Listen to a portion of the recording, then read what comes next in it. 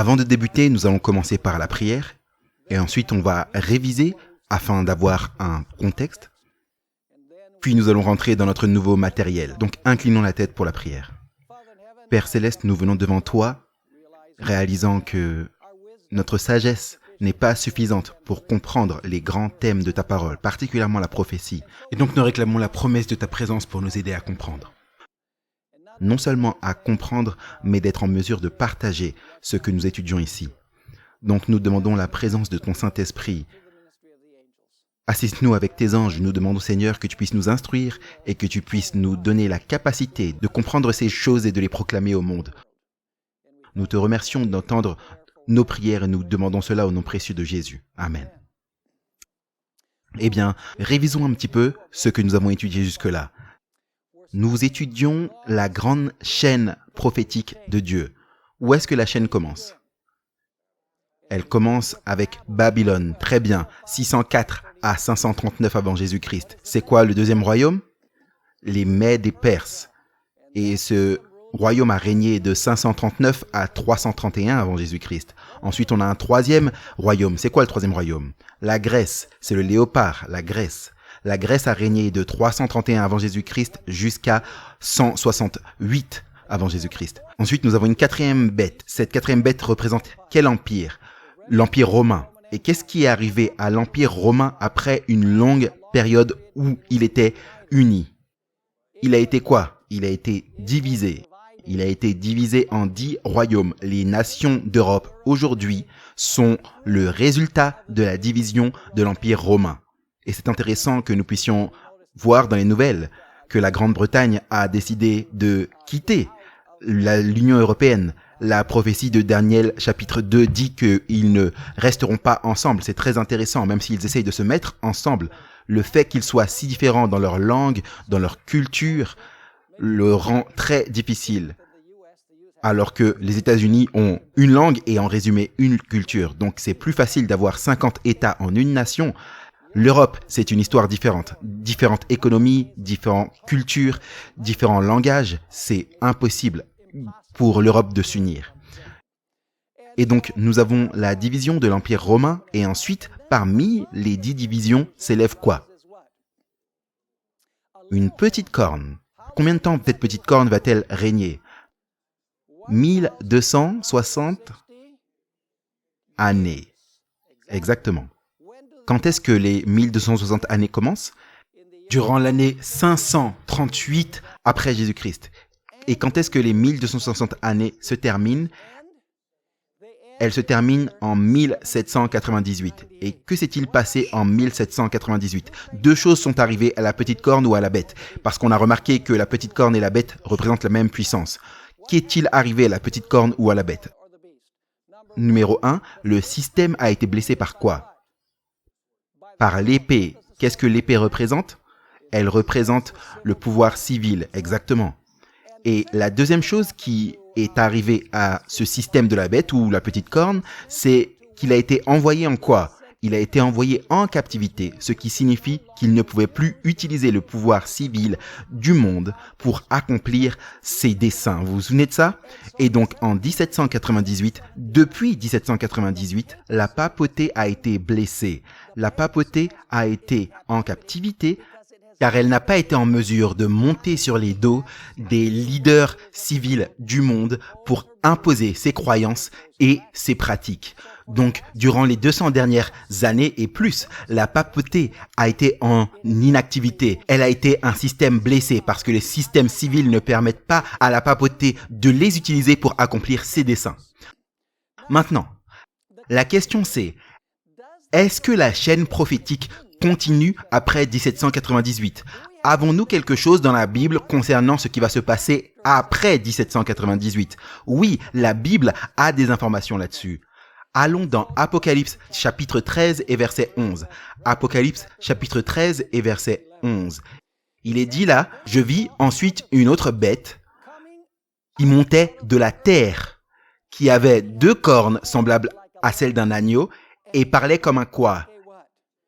Elle parlait comme un dragon. » Maintenant, je dois expliquer quelque chose. Je n'ai pas le temps dans cette présentation de prouver ce que je vais dire, mais j'ai fait un résumé que Secret Unsealed a qui parle de l'aspect structurel d'Apocalypse. Lorsque Apocalypse introduit une nouvelle série, dans le premier verset de la série, il contient le point de début et de fin de la série.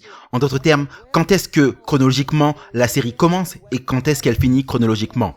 Donc, lorsqu'il est dit ici que cette bête de la terre a 2 cornes comme un agneau et parle comme un dragon, cela ne veut pas dire que au moment où elle s'est levée, elle parlait comme un dragon. Ça veut simplement dire qu'au début, elle avait 2 cornes et parlait comme un agneau, et après une période de temps, elle a commencé à parler comme un dragon. C'est un point très important qu'il nous faut garder à l'esprit. Maintenant, manifestement, cette bête a un côté positif et un côté négatif. Le côté positif de cette bête, c'est les 2 cornes semblables à un agneau. Le côté négatif de cette bête, c'est que cette bête parle comme quoi? Parle comme un dragon. Vous savez, vous pouvez en fait lire Apocalypse 13, 11 de 2 façons. Vous pouvez le lire disant que cette bête qui se levait de la terre avait 2 cornes comme un agneau et parlait comme un dragon. Donc, alors qu'elle avait les 2 cornes comme un agneau, elle parlait comme un dragon. Ou, on peut le traduire ainsi, elle avait 2 cornes comme un agneau, mais elle parlait comme un dragon. Je pense que la meilleure traduction, c'est que cette bête avait 2 cornes comme un agneau, le côté positif, mais au lieu de parler comme un agneau, elle ne parlait pas comme un agneau, elle parlait comme un dragon. En d'autres termes, elle professe une chose, mais en pratique, c'est autre chose. Est-ce que vous me suivez jusque-là? Maintenant, la grande question, c'est quelle nation peut être représentée par cette bête qui s'élève de la terre? Cette bête qui a 2 cornes comme un agneau, mais parle comme un dragon. Quelle nation peut être représentée par ça? Eh bien, on va regarder à 10 caractéristiques qui identifient cette bête qui se lève de la terre. Numéro 1. C'est une bête. Et que représentent les bêtes dans la prophétie biblique? Dans tous les cas, les bêtes représentent des nations ou des empires. Est-ce que le lion est une nation? Est-ce que l'ours est une nation? Est-ce que le léopard est une nation? Est-ce que la bête semblable à un dragon est une nation? Est-ce que le bouc est une nation? Est-ce que le bélier est une nation? Absolument. Donc dans ce cas, cette bête doit représenter une autre quoi? Une autre nation qui va s'élever maintenant. Ce n'est pas une personne, c'est une nation. Maintenant, j'aimerais que vous puissiez remarquer ce qui a été dit par les commentaires bibliques, en l'occurrence Adam Clarke. Il date d'il y a 150 ans. Il a dit quelque chose de très vrai concernant Apocalypse 13, 11. Et je lis maintenant. Sachant que les bêtes ont déjà été montrées comme étant un symbole d'un empire ou d'un royaume, le fait que cette deuxième bête se lève doit par conséquent représenter le fait que se lève un autre empire. A-t-il raison? Donc il dit, les autres bêtes étaient des empires ou des royaumes, donc le fait que cette bête se lève doit signifier que c'est une autre nation ou un autre quoi? Ou un autre empire. Donc c'est la caractéristique numéro 1. Cela doit être une nation. Numéro 2. La méthode du flow historique que nous utilisons nous dit quand est-ce que cette nation va se lever. Révisons ce avec quoi nous avons commencé, que nous puissions comprendre que la chaîne a plusieurs liens. Vous me suivez ou pas? Lorsque vous connectez les liens, vous allez voir les différentes trajectoires du temps de Babylone jusqu'à la toute fin des temps, sans aucune interruption.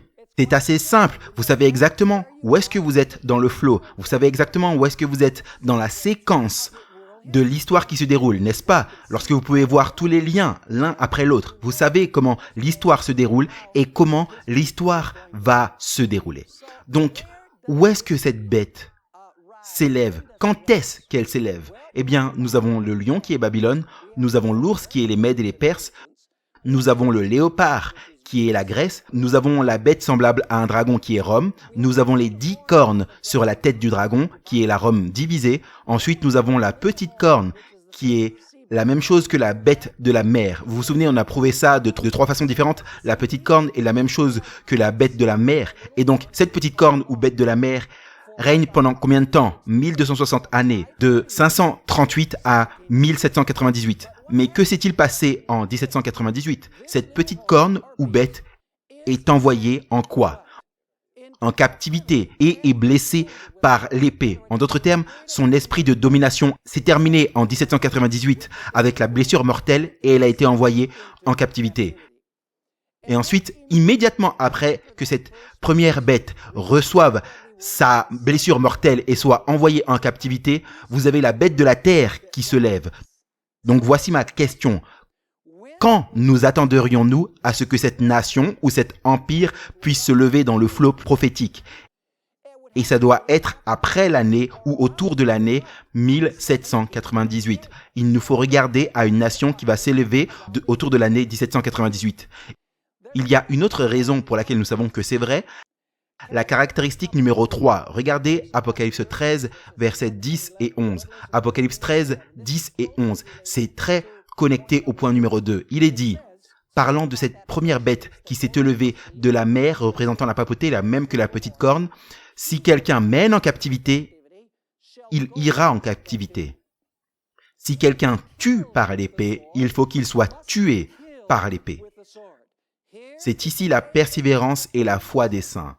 Donc remarquez, le verset 9 et le verset 10 parlent de la blessure mortelle et la captivité de la bête à la fin de sa période de domination. Le verset juste après, le verset 11, parle de la bête qui s'élève de la terre. Donc vous voyez quand est-ce qu'elle va se lever? C'est après que la première bête soit envoyée en captivité, après qu'elle reçoive sa blessure mortelle. Regardez ce qui est dit au verset 11. Puis, qu'est-ce que puis veut dire?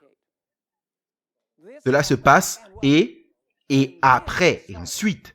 Puis, je vis monter de la terre une autre bête qui avait 2 cornes semblables à celles d'un agneau et qui parlait comme un dragon. Donc, à quelle date vous attendriez-vous que cette nation puisse s'élever?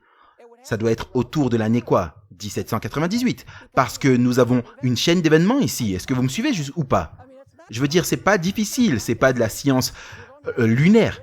Pas besoin d'avoir la sagesse du roi Salomon pour comprendre qu'on parle de Babylone, mais des Perses, la Grèce, l'Empire romain divisé, et ensuite la papauté qui règne pendant 1260 années, est envoyée en captivité, reçoit la blessure mortelle, et ensuite, à ce point-là, on a cette autre nation qui s'élève de la terre, et qui a 2 cornes comme un agneau et parle comme un dragon. Vous me suivez jusque-là? Regardons la caractéristique numéro 4. La terre doit représenter une zone très peu densément peuplée. Vous vous dites, eh bien pourquoi? Parce qu'on a déjà remarqué que dans la prophétie biblique, les eaux représentent quoi? Des multitudes, des nations, des langues et des peuples. Donc cette bête ne s'est pas élevée là où il y a des multitudes, des nations, des langues et des peuples. Elle s'est élevée de la terre. En d'autres termes, c'est une zone très peu peuplée. De plus, vous allez remarquer qu'il n'y a pas de vent impliqué. Lorsque cette bête se lève, il n'y a pas de vent, il n'y a pas d'eau, il n'y a pas de bête sauvage que cette bête a à conquérir. Elle s'élève simplement de la terre. Donc, elle ne s'élève pas au milieu des guerres avec une nation précédente. Il n'y a pas de vent, de lutte lorsque cette bête s'élève. Simplement, cette nation se lève de la terre.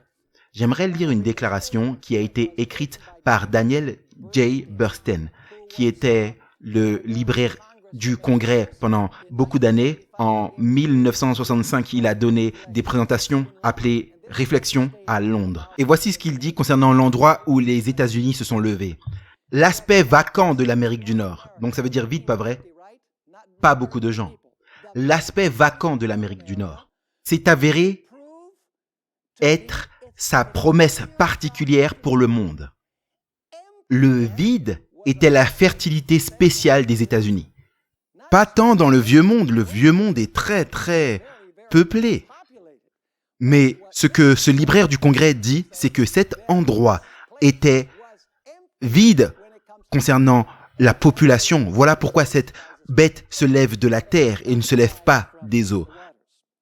Allons à la caractéristique numéro 5. Aviez-vous remarqué qu'il nous est dit ici que cette bête s'élève de la terre?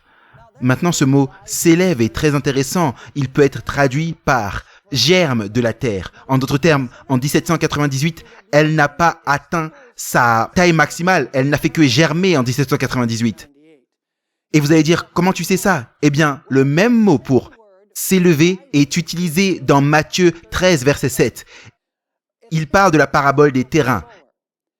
Et j'aimerais que vous puissiez remarquer ce que Jésus a à dire. Une autre partie tomba parmi les épines. Et les épines quoi? Montèrent et l'étouffèrent. Vous voyez, en 1798, cette nation n'a pas atteint le point culminant de sa puissance. Elle ne faisait que monter, germer de la terre à cette date spécifique. Plus tard, elle allait se développer en un énorme empire. Maintenant, remarquez à nouveau ce que cet historien a à dire concernant le fait que les États-Unis s'élèvent. C'est J.A. Townsend dans son livre « Le Nouveau Monde comparé à l'Ancien ». Il dit « L'histoire des États-Unis était séparée par une providence bénéfique d'une histoire cruelle et sauvage du reste du continent. » Vous savez, les Espagnols, par exemple, étaient très cruels dans leur colonisation de l'Amérique latine, par exemple. Donc cet historien dit que l'histoire des États-Unis était différente du reste du continent. Et ensuite, il utilise cette terminologie qui est très intéressante. Et comme un quoi? Une graine silencieuse, nous avons poussé en un empire. Et c'est un historien séculier qui dit cela. Il n'a pas la moindre idée qu'il fait un commentaire d'Apocalypse 13, verset 11. Donc, en 1798, cette nation n'a pas atteint le point culminant de sa puissance. Cette nation était seulement quoi? Elle était seulement en germination. Une autre caractéristique importante, et ça va être la caractéristique numéro 6, j'ai déjà mentionné que les 4 premières bêtes se sont levées de la mer. Maintenant, les 4 premières bêtes de Daniel 7 sont des puissances qui ont régné en Asie. Vous savez que Babylone, les Mèdes et les Perses, c'est des puissances asiatiques. Les bêtes suivantes, qui sont le léopard et le dragon, sont des puissances européennes. N'est-ce pas vrai? La Grèce et Rome. Aviez-vous remarqué que nous bougeons de l'est à l'ouest? La prophétie bouge de l'est à l'ouest, parce que le christianisme s'est déplacé de l'est à l'ouest. Lorsque le christianisme se déplace, la prophétie se déplace avec le christianisme, si vous me suivez. Et c'est intéressant de remarquer que cette nation ne pouvait pas s'élever de l'Asie ni de l'Europe. Parce que si cette nation s'était élevée en Asie ou en Europe, cela voudrait dire qu'elle s'est élevée de l'eau, parce que ces autres bêtes viennent de l'eau. Mais parce qu'il n'est pas dit qu'elle s'élève de l'eau, cela signifie donc qu'elle ne doit pas se lever en Asie ou en Europe. Est-ce que vous me suivez ou pas? Parce que les puissances asiatiques ou européennes sont celles qui se sont levées de la mer. Donc, si elle s'était levée dans l'un de ces deux continents, il aurait été dit que cette bête s'est levée de quoi? De la mer ou des eaux? Maintenant, une autre caractéristique intéressante, c'est la caractéristique numéro 7. Ce territoire a fourni un refuge pour le peuple de Dieu qui était persécuté durant les 1260 années. On n'a pas beaucoup de temps pour rentrer dans tous ces détails, mais je vais vous dire brièvement l'histoire. Apocalypse chapitre 12 a beaucoup d'événements similaires à Apocalypse 13. Là, il est parlé d'un dragon qui persécute la femme qui représente les saints ou le peuple de Dieu, qui persécute les saints. Il est dit dans un verset, un temps, des temps et la moitié d'un temps. C'est ce qu'on retrouve dans Daniel 7. Et un peu plus tard, il est dit, la femme s'est enfuie dans le désert pendant 1260 jours. Donc en allant dans Apocalypse 12, on sait que un temps, des temps et la moitié d'un temps et les 1260 jours sont la même période de temps. Parce que dans le chapitre, la persécution du peuple fidèle de Dieu, représenté par une femme pure, est décrite comme une persécution qui a lieu durant 1260 années. Mais si vous lisez le verset 16, il est dit que alors que la femme a été persécutée, la terre secourut la femme et avala les eaux de la persécution. Donc là, il est parlé d'un territoire qui va fournir un refuge pour le peuple persécuté de Dieu. Laissez-moi vous demander, lorsque la persécution était chaude en Europe, où les gens ont-ils fui pour trouver la liberté d'adoration et de vivre en harmonie avec le diktat de leur conscience. Ils ont fui l'Europe et ils ont été où?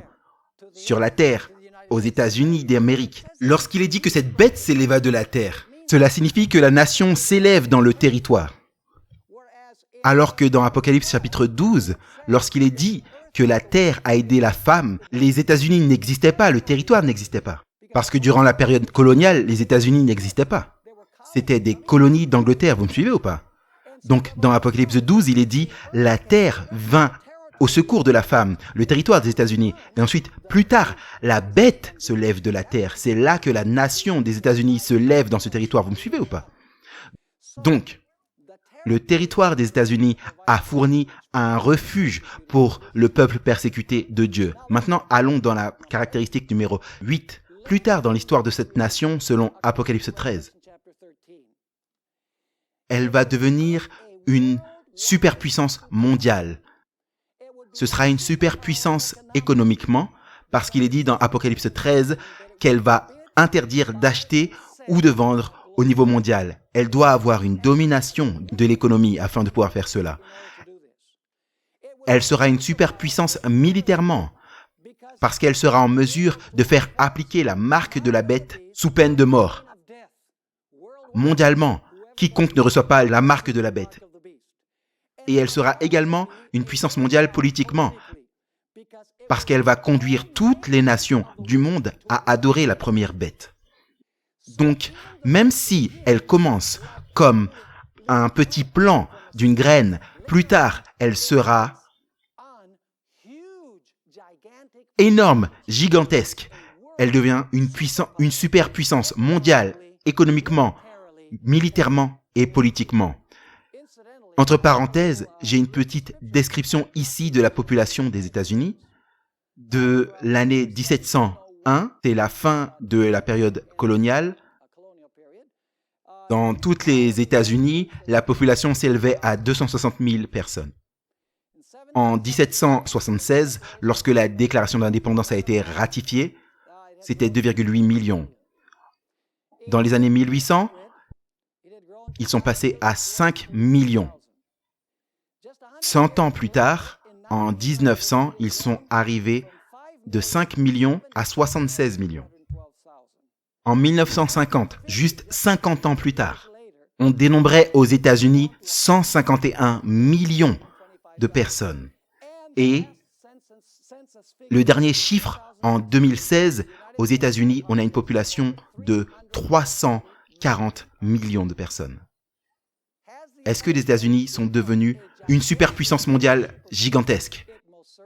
C'est assurément le cas. Même si elle a commencé comme un jeune pouce, elle est devenue une superpuissance mondiale. Regardons la caractéristique numéro 9. Là où les bêtes de Daniel 7 ont régné successivement, les bêtes précédentes disparaissaient, pas vrai? L'ours a terminé le lion, et le léopard a terminé l'ours, et le dragon a terminé le léopard. Donc, le royaume qui a été conquis ne règne plus. Mais cette bête de la terre est différente, parce que cette bête de la terre est en réalité coexistante avec la bête qui a reçu la blessure mortelle. Et on va trouver qu'elle va en réalité aider la première bête à récupérer sa liberté et à récupérer de sa blessure mortelle. Est-ce que vous me suivez ou pas? Donc, cette deuxième bête est beaucoup plus jeune que la première bête. Et dans un certain sens, elles vont coexister et la deuxième bête va aider la première à récupérer sa liberté de la captivité et à récupérer de sa blessure mortelle. Et alors, la caractéristique numéro 10, alors que la bête de la terre a 2 cornes semblables à un agneau, elle va finir par parler comme un dragon. Donc il nous faut nous poser la question, qui est le dragon et qu'est-ce que sont ces cornes semblables à un agneau? Donc la première chose, c'est qu'il nous faut identifier le dragon et identifier également ces 2 cornes semblables à un agneau. Parlons premièrement le fait de parler comme un dragon. Lisons Apocalypse 13 à nouveau. Puis je vis une autre bête de la terre. Et elle avait 2 cornes semblables à un agneau et parlait comme un dragon. Regardons premièrement le fait que cette bête parle comme un dragon. Laissez-moi vous poser la question, que représente le dragon? Eh bien, je vous donne la moitié du crédit pour cela. J'ai entendu la réponse Satan. Et cela représente assurément Satan. Mais il y a un point très important que je ne veux pas que vous puissiez rater. Et c'est que le dragon représente Satan qui travaille à travers Rome. Satan qui œuvre à travers Rome. Vous allez dire, mais comment ça? Eh bien, parlons premièrement de l'Empire romain. Dans Apocalypse chapitre 12, on trouve le dragon qui se tient près de la femme pour dévorer l'enfant dès qu'il naîtrait. Donc, qui s'est tenu près de la femme pour essayer de tuer l'enfant? Est-ce que c'était le diable avec sa fourche et ses cornes sur la tête et sa queue? Bien sûr, le diable ne ressemble pas à cela, mais c'est comme ça que les gens le dépeignent et pensent qu'il est vraiment comme ça. Est-ce que le diable se tenait personnellement là près de Marie pour tuer Jésus? Non. Comment est-ce que le diable a cherché à tuer Christ? Il a influencé le dirigeant romain Hérode, son instrument terrestre pour parler ainsi, pour essayer de terminer Jésus-Christ lorsqu'il est né. Donc le dragon, premièrement, représente Satan, mais il représente Satan qui travaille à travers qui? À travers l'Empire romain. Maintenant, qu'en est-il de durant les 1260 années? Voici là où ça devient très intéressant. Si vous lisez Daniel 7, il est dit que la petite corne a persécuté les saints du Très-Haut. Et la petite corne représente quelle puissance? Laquelle Rome? La Rome papale, très bien. La petite corne ou la bête représente la Rome papale. Mais lorsque vous lisez Apocalypse 12, il est dit que le dragon a persécuté la femme lorsqu'elle a fui au désert. Mais attends une minute. Est-ce que c'est la petite corne ou est-ce que c'est le dragon qui persécute la femme et les saints? Si le dragon dans Apocalypse 12, c'est Satan, mais dans Daniel chapitre 7, il nous est dit que Satan travaille au travers de la petite corne ou de la bête. Est-ce que vous me suivez? En d'autres termes, il œuvre à travers Rome, parce que la petite corne ou la bête représente Rome. Donc, est-ce que Rome a essayé de tuer les enfants? Est-ce que Rome a essayé de détruire l'Église de Dieu? Oui, la Rome papale.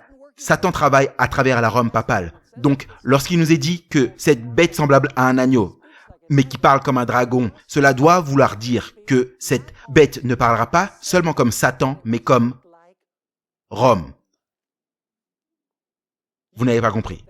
Est-ce que vous avez compris? Parce que dans Apocalypse 12 et 13, le dragon représente Satan qui travaille à travers qui? Rome. C'était Satan qui œuvre à travers Rome pour tuer l'enfant mâle. C'est Satan qui travaille à travers Rome pour essayer de détruire l'Église durant les 1260 années. Et ce sera Satan qui œuvre à travers Rome avec l'aide des États-Unis, on va remarquer, qui va nous conduire à la persécution finale du peuple de Dieu. Donc lorsqu'il est dit qu'elle parle comme un dragon, elle parle comme le diable qui parle à travers Rome. Est-ce que vous comprenez ce point? C'est crucial. Maintenant, la chose importante, c'est que cette deuxième bête devient une alliée de la première bête. Vous savez, toutes les autres bêtes, vous savez, elles ont terminé les bêtes avant elles. L'ours s'est battu avec le lion et l'a terminé. Il avait même 3 côtes dans sa gueule. Et ensuite, le léopard vient et le léopard termine l'ours. Et ensuite, le dragon vient et il termine le léopard. Donc, ces 4 premiers royaumes se battent contre le royaume précédent. Mais avec cette bête qui se lève de la terre, il semble que sa destinée est d'aider la première bête à récupérer son pouvoir. Allons dans Apocalypse 13 et vous allez voir ça très clairement. Soit dit en passant, on sait que c'est vrai parce que cette nation va parler comme un dragon. Elle va parler comme qui? Comme Rome, très bien. C'est l'une des caractéristiques. Cette nation va parler comme Rome, mais il y a d'autres raisons pour lesquelles nous savons cela. Regardez Apocalypse 13 et verset 12. Apocalypse chapitre 13 et verset 12. Il est parlé de cette bête de la terre, et il est dit là, elle exerçait toute l'autorité de qui? De la première bête. Donc, qui est derrière cette bête? C'est la première bête. Donc cette bête de la terre exerce toute l'autorité de la première bête. Et il est dit en sa présence. Vous savez, la plupart des versions traduisent cette expression en sa présence par en son nom. C'est une traduction parfaitement appropriée. En d'autres termes, ce qu'il dit, c'est que cette bête de la terre exerce toute l'autorité de la première bête en son nom, et regardez ce qu'il continue en disant. Et fait que la terre et ceux qui l'habitent adorent quoi? Adorent la première bête. Est-ce que tout ce que cette bête fait référence à la première bête pour restaurer sa puissance? Absolument. Regardez Apocalypse 13, verset 14. Cette bête va faire une image de la première bête. Et ce n'est pas une image littérale, c'est symbolique. Il est dit là, Apocalypse 13, verset 14, « Et elle, c'est la bête de la terre, séduisait les habitants de la terre, à la fois par des prodiges qui lui étaient donnés d'opérer en présence de la bête, disant aux habitants de la terre de faire une image à la bête qui avait été blessée par l'épée et qui vivait. » Donc, qu'est-ce que fait cette bête de la terre? Elle fait une image de quoi? De la première bête. Non seulement cela, regardez Apocalypse 13 et verset 16. Parlant de cette seconde bête, il est dit « Elle fit que tous, petits et grands, riches et pauvres, libres et esclaves, reçussent une marque sur leur main droite ou sur leur front. » C'est la marque de qui? C'est la marque de la bête. Est-ce que vous avez tout compris là? C'est quoi la destinée de cette seconde bête? Tout ce qu'elle fait référence à quoi? À restaurer la liberté et à restaurer l'épée de la première bête. Laissez-moi réviser. Premièrement, elle parle comme un dragon, Rome. Deuxièmement, elle exerce toute l'autorité de la première bête. Tout ce qu'elle fait, c'est au nom de la première bête. Elle fait que tout le monde adore la première bête. Elle fait une image de la première bête et elle impose une marque de la première bête. La destinée de cette nation dont il est parlé est de restaurer l'épée et de donner la liberté au système qui a été envoyé en captivité et qui a été blessé par l'épée en l'année 1798. Est-ce que c'est clair pour vous? C'est biblique. On étudie la Bible ici. On ne spécule pas comme beaucoup de chrétiens le font.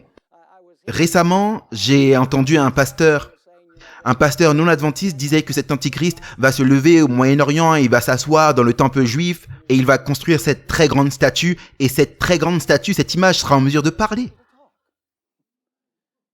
Vous savez, tout le monde va adorer cette statue et cet antéchrist va mettre un grand tatouage sur la main droite ou sur le front, mettant tout au littéral. Mais on parle de quoi ici? On parle de symboles. Vous devez permettre à la Bible d'interpréter les symboles. On ne parle pas d'un tatouage littéral. Peu importe qui à votre esprit vous possède. En d'autres termes, le front signifie l'esprit. L'image n'est pas une image littérale. Cela signifie simplement que dans ce pays, une image de ce que la papauté était dans le passé va revenir dans le futur, aidée par cette nation. Et qu'est-ce qui caractérise la papauté dans le passé? Elle a lié quoi? L'Église et l'État. Donc une image de la papauté, c'est que les États-Unis vont allier quoi? L'Église et l'État. Ça, c'est une image de ce qu'était la papauté. Donc ce n'est pas une image littérale, c'est une image symbolique. Donc on a parlé de ce que représente le dragon et ce que va faire cette bête de la terre. Maintenant, il nous faut parler des deux cornes, semblables à un agneau. Allons dans nos Bibles, dans Daniel 8, verset 3. Vous voyez, la Bible s'explique par elle-même, mes amis. On n'a pas besoin d'aller dans les commentaires bibliques pour comprendre la Bible.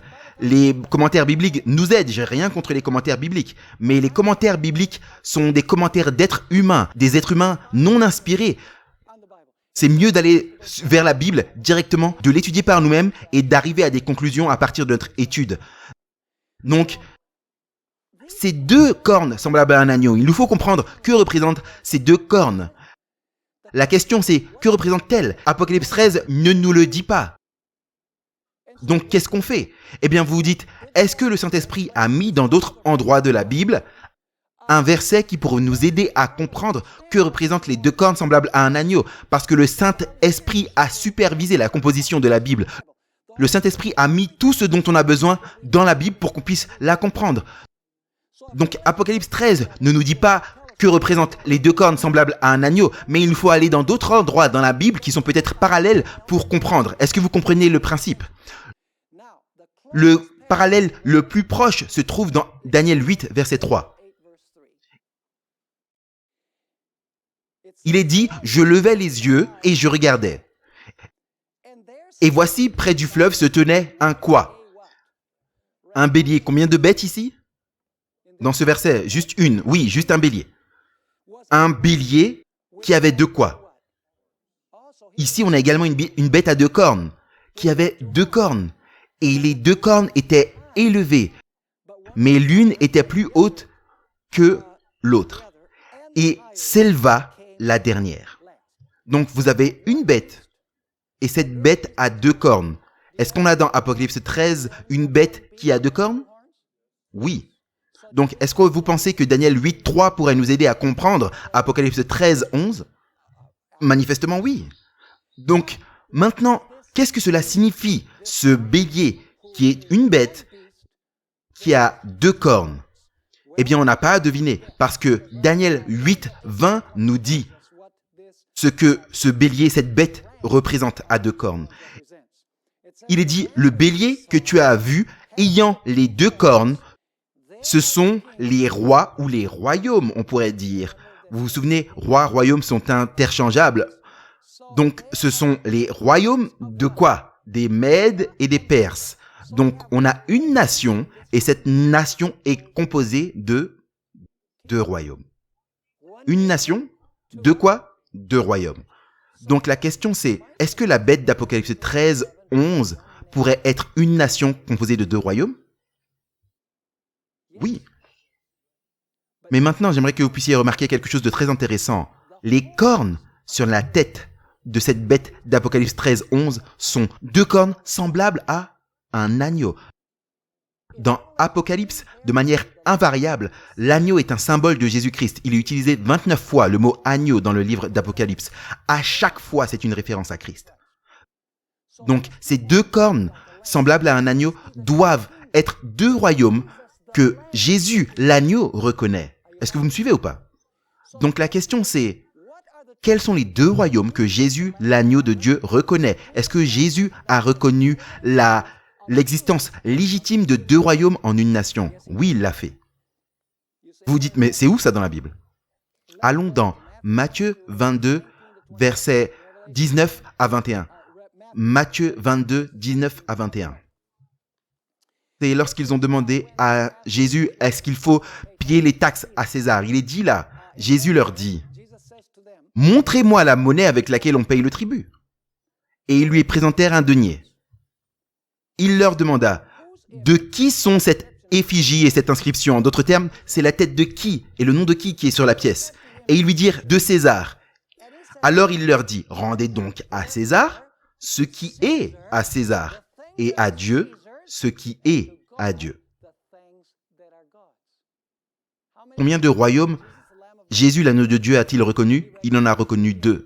Le royaume de Dieu et le royaume de César, ou le pouvoir civil et le pouvoir religieux. Laissez-moi vous poser une question. C'est quoi le royaume de Christ, spirituellement parlant, sur la terre?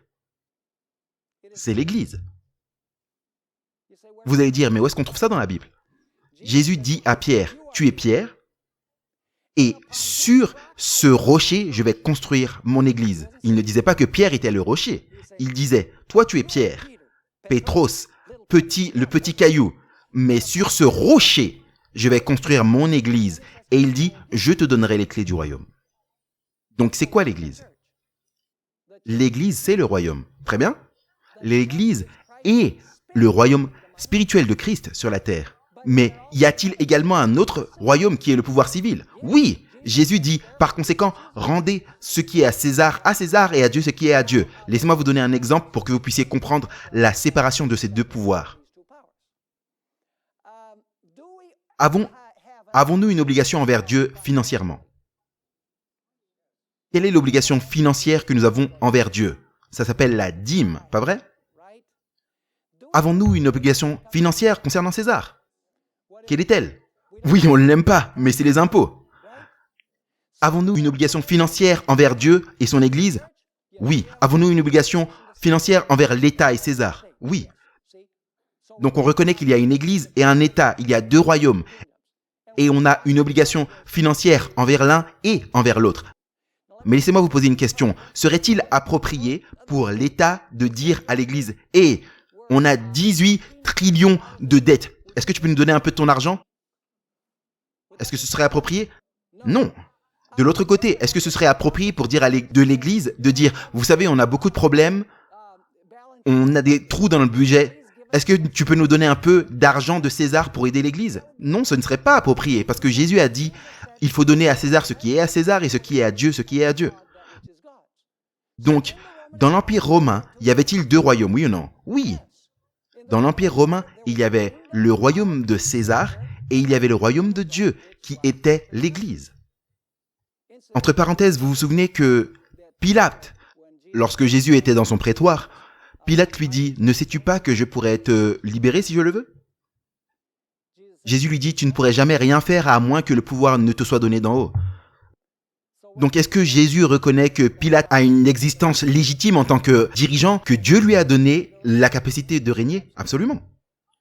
Et Pilate l'a mieux compris que les Juifs. Parce que vous savez, lorsque les Juifs voulaient condamner Jésus, Pilate leur dit « il n'a violé aucune loi de Rome, jugez-le selon votre loi. » Donc Pilate a reconnu deux lois, sa loi et leur loi. Il a dit « Il n'a pas violé mes lois. » Et vous avez dit qu'il a violé les lois de l'Église, c'est votre problème, pas le mien. Donc, est-ce que Jésus a reconnu l'existence légitime de deux royaumes? Absolument. Vous savez ce que les Juifs voulaient? Les Juifs voulaient que Jésus renverse le royaume séculier. Ils voulaient que Jésus renverse le royaume séculier pour mettre en place les lois religieuses de la nation juive. Et Jésus a dit non. César va régner en tant que César et l'Église va fonctionner en tant qu'Église. Jamais vous n'allez trouver Jésus utiliser l'autorité séculière pour faire avancer son objectif. Jamais vous ne trouverez l'Église primitive, lisez Actes, vous ne trouverez jamais dans le livre d'Actes l'apôtre Paul en appeler à Rome pour que Rome l'aide à faire avancer l'Évangile ou punir les gens qui ne sont pas d'accord avec son message. Lorsque vous lisez Actes, vous trouvez encore et encore que les Juifs en font appel aux magistrats romains pour punir les chrétiens. Ils faisaient la même chose que l'Église apostate a faite avec Jésus-Christ. Ils en appelaient à la puissance de l'État pour persécuter les apôtres, comme ça a été le cas avec Jésus. Vous me suivez ou pas? Donc en d'autres termes, l'Église et l'État sont les deux royaumes et ils ne doivent pas être ensemble. Ils doivent être quoi? Séparés. Un fonctionnement séparé. Une nation, deux royaumes. L'Église et l'État. Remarquez Jean 18, verset 36. Jean 18, verset 36. Là, Jésus est en privé avec Pilate et Pilate lui demande « Es-tu vraiment un roi ?» Et remarquez ce que Jésus répond. « Mon royaume n'est pas de ce monde. » Donc combien de royaumes Jésus reconnaît-il ici? Deux, le sien et le royaume du monde. Il dit « Si mon royaume était de ce monde, mes serviteurs auraient quoi? Combattu. Pour moi, ils auraient utilisé l'épée, afin que je ne fusse pas livré aux Juifs. Mais maintenant, mon royaume n'est point quoi? Mon royaume n'est point ici-bas. » Est-ce que les Juifs ont constamment voulu que Jésus renverse le gouvernement civil pour imposer la religion juive? Absolument. Est-ce que Jésus a accepté? Il a refusé. En réalité, au moment où le diable l'a tenté dans les trois tentations, vous vous souvenez, le diable lui a offert tous les royaumes du monde. Jésus a dit non. Il les a rejetés. Mais vous savez ce qui est intéressant? Au 4e et 5e siècle, le diable a offert les mêmes royaumes au pape et le pape l'a accepté. Voilà pourquoi il est l'antéchrist. Parce qu'il a accepté la régence des royaumes de ce monde alors que Jésus l'a rejeté. Vous vous souvenez par exemple lorsque Jésus voulait passer par les villages samaritains dans son voyage pour aller à Jérusalem et il a demandé la permission de passer par les villages et les Samaritains ont dit « Non, on ne te permet pas de passer ». Et Jésus avait deux disciples, Jacques et Jean, et ils étaient indignés. Et ils ont dit à Jésus « Jésus, tu sais quoi? Comment ils osent te dire ça? Est-ce que tu veux qu'on fasse tomber le feu du ciel pour les brûler? Est-ce que tu veux qu'on utilise la force parce qu'ils ne sont pas d'accord avec ton royaume, ils ne t'acceptent pas comme le Messie? » Jésus a dit « Vous ne savez pas de quel esprit vous êtes animés. Vous vous souvenez également lorsque Jésus a nourri les 5000, il voulait le prendre et le faire roi. Les gens voulaient constamment le faire roi. Vous vous souvenez lorsque Jésus était au jardin de Gethsémani et que Pierre a sorti son épée. Et c'est intéressant qu'il ait sorti l'épée. Et il a lancé un coup au serviteur du grand prêtre et a coupé son oreille. Je ne pense pas qu'il visait son oreille. Je pense qu'il a visé sa tête, mais il a raté. C'est officiel, Pierre n'est pas un soldat. Mais il a coupé son oreille. Et qu'est-ce que Jésus a dit? Bien joué, Pierre, merci d'avoir défendu mon royaume. Et a-t-il dit aux autres disciples, vous, bande de lâches, pourquoi n'avez-vous pas lancé des coups? Sortez vos épées. Est-ce que c'est ça que Jésus a dit? Non. Jésus a dit quelque chose de très similaire à ce qu'on trouve dans Apocalypse 13:10. Jésus a dit, range cette épée, parce que celui qui tue par l'épée sera tué par l'épée. Est-ce que ça ressemble à Apocalypse 13:10? Et Pierre était supposément le premier pape? Et Jésus dit, non, tu ne peux pas utiliser l'épée pour défendre mon royaume. Donc pourquoi est-ce que Jésus en est arrivé là? Il a reconnu la légitime existence des deux royaumes, le pouvoir civil pour préserver l'ordre civil et l'Église pour prêcher l'Évangile au monde. Et soit dit en passant, les deux utilisent leur propre épée. C'est quoi l'épée de l'Église? La Bible. Et comment l'Église utilise-t-elle cette épée? Je l'utilise ce soir. Comment est-ce que l'Église utilise l'épée? En prêchant. Très bien. Est-ce que l'État a une épée? Oui. Comment l'État utilise-t-il l'épée? Pour punir tous ceux qui transgressent les lois civiles. Mais y a-t-il une légitimité pour que le pouvoir civil punisse ceux qui transgressent les lois religieuses? Non, parce que ça c'est le domaine de l'Église. Ça appartient à Dieu. Donc ils doivent être quoi? Séparés, pas ensemble. Donc, ce que je dis, c'est que cette bête qui a 2 cornes comme un agneau, cela signifie qu'il va y avoir une nation parce qu'il y a une bête, mais elle va reconnaître l'existence légitime de 2 royaumes. L'Église est quoi? Et l'État. La question c'est, pourquoi est-ce que Jésus est venu? Allons dans Luc 17, versets 20 et 21. Luc 17, versets 20 et 21. Il est dit, maintenant que les pharisiens lui demandaient quand est-ce que le royaume de Dieu viendrait, il leur répondit en disant, le règne de Dieu ne viendra point avec éclat, c'est-à-dire une manifestation externe de puissance. Le mot, c'est une manifestation externe de puissance. Jésus dit, le règne de Dieu ne viendra pas avec une manifestation externe de puissance. Et on ne dira point, le voici ici ou là. Car voici, le royaume de Dieu est où? En vous. Laissez-moi vous demander, quelle est la meilleure façon de transformer la société et d'avoir une société juste et pieuse? C'est en faisant passer des lois au Congrès. Est-ce que c'est comme ça qu'on change la société? Non.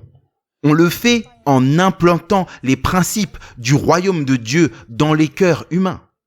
Et lorsque les gens changent, la société change. Lorsque la loi est écrite dans le cœur, les lois de César n'ont plus de juridiction sur les gens parce qu'ils sont obéissants aux lois de César. Est-ce que vous me suivez? Mais le problème, c'est que aujourd'hui, les gens pensent que la façon par laquelle on va éliminer le terrorisme, c'est en leur lançant des bombes dessus.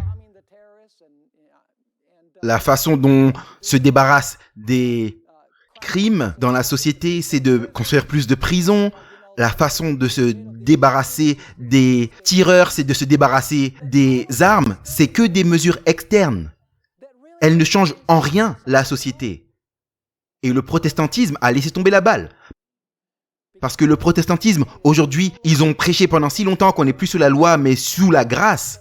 Et les chrétiens disent aujourd'hui qu'on peut regarder les films que les gens du monde regardent, se divertir comme le monde, manger comme le monde, danser comme le monde, on peut tout faire comme le monde.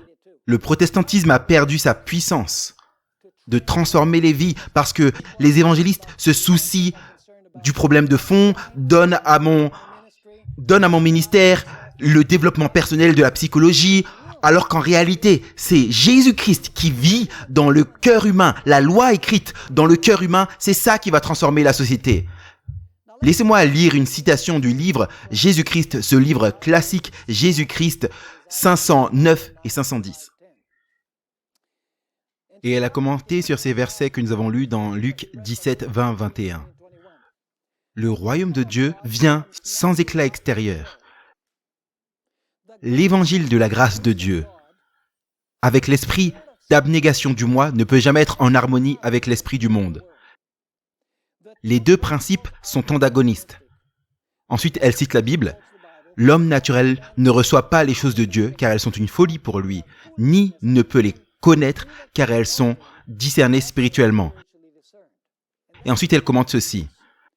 Mais aujourd'hui, dans le monde religieux, il y a des multitudes qui, alors qu'elles croient, œuvrent pour l'établissement du royaume de Christ comme une domination temporelle et terrestre. Soit dit en passant, le pape fait cela. Combien d'entre vous ont déjà entendu François Ier faire référence à la seconde venue de Christ comme le plus grand espoir pour la terre? Jamais. Parce que la vision de la papauté, c'est que la papauté va reprendre la domination du monde par l'influence et la domination sur les pouvoirs politiques de la terre pour amener le ciel sur la terre. Ça, c'est la vision de l'Église catholique. Ce n'est pas la seconde venue surnaturelle de Christ en puissance et en gloire pour détruire les royaumes terrestres et établir un royaume qui ne sera jamais détruit et ne passera jamais. Cela n'apparaît pas dans la théologie de la papauté. Et Jean-Paul II n'a jamais rien dit concernant la seconde venue de Christ, parce que l'objectif de la papauté est d'établir un royaume sous sa dictature de fer. Elle continue en disant « Il désire faire de notre Seigneur le dirigeant des royaumes de cette terre, le dirigeant de ses cours et de ses camps, de ses salles législatives, de ses palais, de ses marchés. Ils s'attendent à ce qu'il règne par des promulgations juridiques, en d'autres termes par des lois, mises en application par l'autorité humaine. Vu que Christ n'est pas là maintenant en personne, eux-mêmes vont agir à sa place pour exécuter les lois de son royaume. L'établissement d'un tel royaume, c'est ce que les Juifs ont désiré au temps de Christ. Ils auraient reçu Jésus s'il avait été d'accord pour établir un royaume temporel, afin de faire appliquer ce que eux considéraient être les lois de Dieu, et d'en faire les expositeurs de sa volonté et les agents de son autorité. Mais il a dit, mon royaume n'est pas de ce monde, et qu'il n'accepterait pas le trône terrestre. N'est-ce pas une magnifique déclaration? Elle continue en décrivant le gouvernement sous lequel Christ a vécu. Il a été corrompu et oppressif, sous toutes les mains des crimes et des abus, des extorsions, des intolérances et une cruauté rampante. Cependant, le Sauveur n'a pas tenté une réforme civile. Est-ce qu'on a déjà vu Jésus parler ou tenter de faire des réformes du gouvernement civil à Rome? Non, jamais. Il n'a attaqué aucun abus national, ni n'a condamné les ennemis nationaux. Il n'a pas interféré avec l'autorité ou l'administration qui était au pouvoir. Lui, qui est notre exemple, s'est gardé loin des gouvernements terrestres. Maintenant, quelle est la raison pour laquelle il s'est gardé loin des gouvernements terrestres? Elle explique, pas parce qu'il était indifférent au malheur des hommes, mais parce que le remède ne demeurait pas dans des mesures purement humaines et externes. Pour être efficace, la cure doit toucher l'homme individuellement et doit régénérer le cœur. N'est-ce pas une déclaration puissante? Et le protestantisme a perdu cette perspective, qu'en fait, Christ doit être dans l'homme l'espérance de la gloire. Christ doit vivre dans le cœur humain, et alors on aura des citoyens exemplaires. Maintenant, on est presque à la fin de notre étude. Et j'aimerais introduire ce qu'on va étudier lors de notre présentation prochaine qui sera demain après-midi. Nous avons étudié, à partir de cette prophétie, que cette bête qui s'élève de la terre est une nation qui est composée ou qui va être composée de deux royaumes. Est-ce que c'est clair? Le royaume de l'Église et le royaume de l'État. Maintenant, ce qu'il nous faut faire dans notre prochaine présentation, c'est de découvrir si les fondateurs des États-Unis, dans leurs écrits, reconnaissaient l'existence légitime de deux royaumes dans une nation. Et donc, dans notre prochaine présentation, nous allons entrer dans l'histoire. Je vais aller dans les pères pionniers des États-Unis, George Washington, Thomas Jefferson, Ben Franklin, John Adams, James Madison. les pères de la Constitution des États-Unis. Et on va examiner dans leurs écrits si eux ont enseigné de manière répétée que les États-Unis allaient avoir dans une nation deux royaumes, l'Église et l'État, chacun fonctionnant dans sa propre sphère sans interférer l'un avec l'autre et garantissant la pleine liberté civile et religieuse. Si on peut trouver dans les écrits des pères pèlerins des États-Unis, et on va trouver cela, que les États-Unis allaient être différents de ce qui s'est passé durant les 1260 années, que ça allait être une nation qui va reconnaître l'existence légitime de l'Église et de l'État, et qu'ils sont supposés être séparés, pas ensemble, et qu'ils ont garanti la pleine liberté civile et religieuse, alors on pourra voir dans l'histoire l'accomplissement des caractéristiques de cette bête. Est-ce que vous me suivez ou pas? Donc, dans notre prochaine présentation, on ira dans l'histoire pour voir si l'histoire s'harmonise avec ce qu'on a trouvé dans la Bible. Et je crois que vous allez être surpris alors qu'on examine les écrits des pères pionniers des États-Unis. Ils écrivaient dans un contexte spécifique. Ils savaient ce qui était arrivé à Christ lorsque l'Église juive apostate a utilisé le pouvoir de l'État pour terminer Christ. Parce qu'ils ont écrit cela dans leurs livres. Ils savaient également ce qui est arrivé aux apôtres dans le livre d'Actes, lorsque les Juifs ont appelé à l'État romain pour persécuter les apôtres. Ils connaissaient également l'histoire des États-Unis durant la période coloniale. Vous savez que durant la période coloniale, il y avait une union entre l'Église et l'État. Et les gens qui n'allaient pas à l'Église le dimanche étaient punis. L'État les punissait. Vous deviez être un membre de l'Église établie par la colonie afin d'avoir une fonction politique. Et les dîmes étaient payées au gouvernement. Le gouvernement payait les ministres. Mais que les ministres de l'Église établie, ça c'est durant la période coloniale, les gens étaient persécutés s'ils n'étaient pas d'accord avec l'Église établie. Ils ont amené leurs mauvaises habitudes de l'Europe. On va étudier cela. Ils sont venus chercher la liberté. Et lorsqu'ils sont arrivés, ils l'ont prise de tout le monde. Parce que c'est dur de sortir de ces mauvaises habitudes. Et finalement, ils connaissaient l'histoire de l'Église catholique romaine durant les 1260 années. Ils ont écrit de manière répétée sur l'Inquisition, la persécution de l'Église et comment l'Église a utilisé l'État pour imposer ses croyances et ses pratiques. Et ils ont dit, dans ce pays qu'on établit, ça va être différent. Il va y avoir l'Église et l'État et ils vont être tous deux en mesure de fonctionner librement sans que l'un interfère avec l'autre. Donc ne ratez pas notre prochain épisode qui va être très intéressant.